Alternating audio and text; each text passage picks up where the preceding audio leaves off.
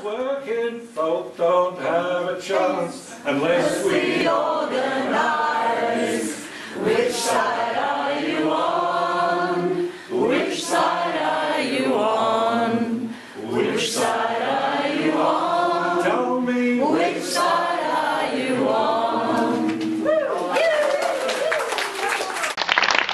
Most of you here will know that this is part of Barry O'Farrell's dirty deal to allow him to sell our electricity assets in New South Wales. But Barry O'Farrell never mentioned anything about allowing hunting in national parks other than ruling it out. He categorically ruled out allowing hunting in our national parks in the lead up to the election.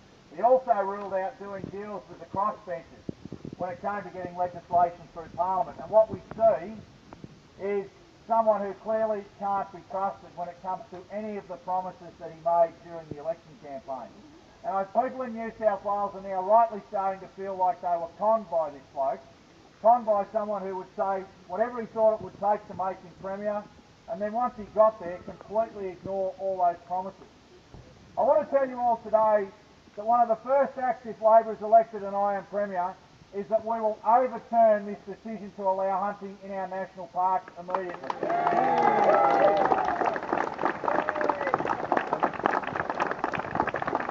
These are special places. These are places that have been identified because of the significance of the flora and fauna that is in them. These are places where families go to bushwalk, where families go to camp and take holidays. They are places where people should feel safe. They are places where the last thing you should have to think about is, am I going to get shot?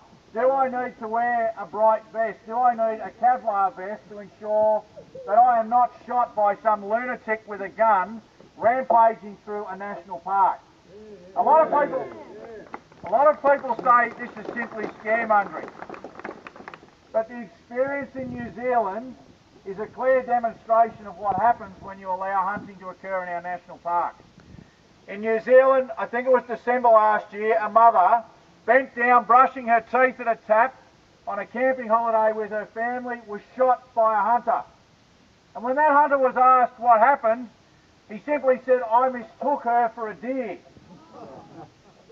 Now they are very serious issues, and they are the sorts of things that we should all be very worried about. I'm also concerned about the National Parks and Wildlife officers who work here every day. Yeah.